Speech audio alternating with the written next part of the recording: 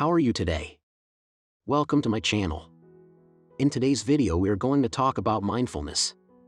Before the video, have you seen a movie called Click? The main character, Michael, gets a free universal remote control from a scientist and learns that the remote can be used to control reality like a television. He uses it to fast forward his life on an autopilot mode, which means his body is going through his motions of everyday life while his mind skips ahead. Do you sometimes find yourself on an autopilot mode too? Where your mind is in one place and your body in another? Well, mindfulness may fix the problem. Mindfulness is an elusive, yet central, aspect of the 2,500-year-old tradition of Buddhist psychology. With committed practice, every person can gradually figure out how to become more and more mindful in life. Cultivating mindfulness is, and has always been, a deeply personal journey of discovery. What is mindfulness? Mindfulness, as used in ancient texts, is an English translation of the Pali word, sati, which connotes awareness, attention, and remembering. The first dictionary translation of sati into mindfulness dates to 1921.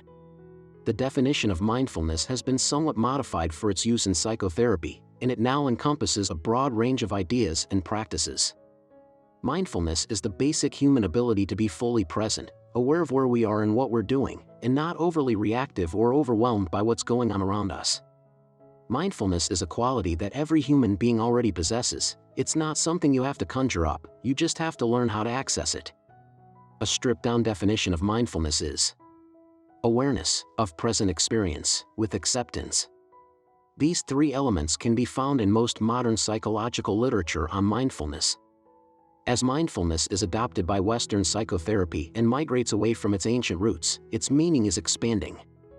Now mindfulness includes the qualities like non-judgment, acceptance, and compassion.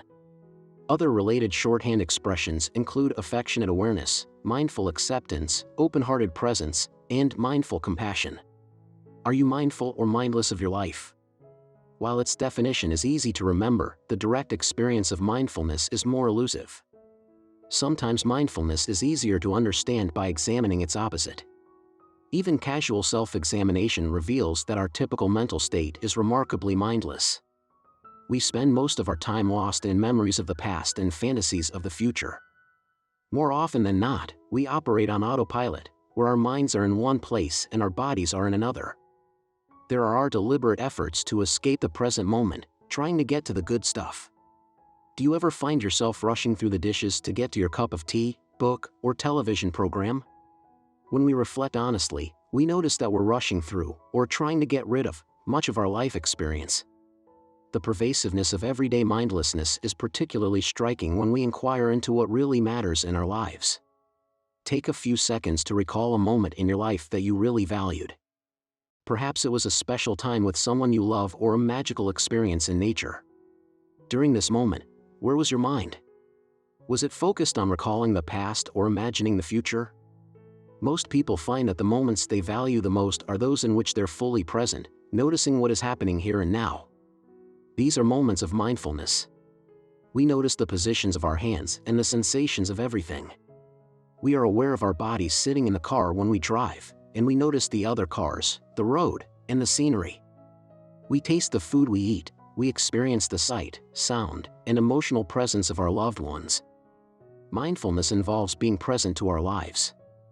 Types of mindfulness practices. While it can be disturbing to notice how frequently we are mindless and how much of our lives we wish away, there is also good news. Mindfulness can be cultivated. Just as we can improve physical fitness through regular physical exercise, we can develop mindfulness through deliberate mental practices. There are three main types of mindfulness practices. 1. Everyday mindfulness. This involves reminding ourselves throughout the day to pay attention to what is happening in the moment without radically altering our routines.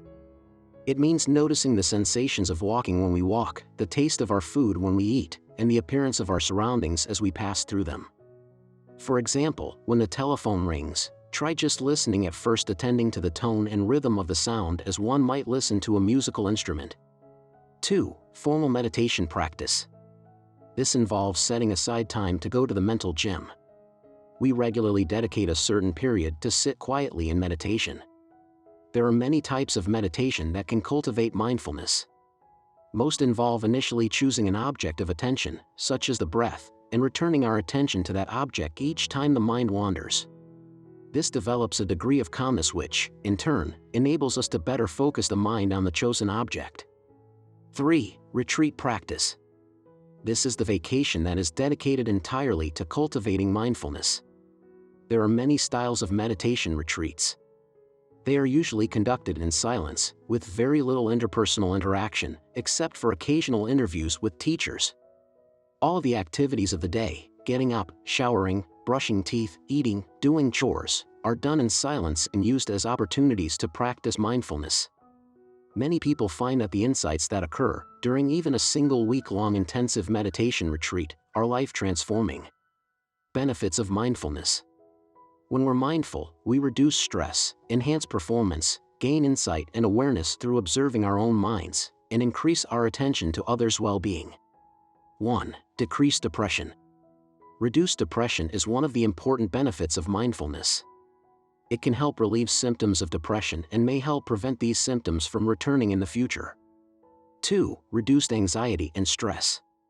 According to the American Psychological Association, mindfulness can be helpful for soothing feelings of anxiety and stress. Research suggests that mindfulness-based stress reduction, MBSR for short, can be a helpful way to reduce stress levels. One review of the research found that mindfulness-based therapy was also highly effective in the treatment of anxiety. 3. Increased emotional regulation. Another potential benefit of mindfulness is that the practice may help you identify and manage your feelings. Emotional regulation refers to your ability to exert control over your own emotions. This means being able to both enhance or rein in emotions depending on the situation and need. 4. Better memory. Mindfulness may also have potential as a way to boost your memory. If you've ever forgotten an important meeting or misplaced your car keys, then you know that even simple, everyday memory problems can be a major hassle. 5. Cognitive improvements.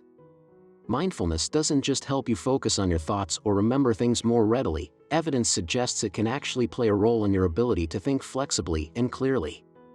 It makes sense that the practice of mindfulness can change your thinking. After all, the practice itself is all about learning to be more aware of your thoughts without imposing judgments on them. 6. Stronger relationships.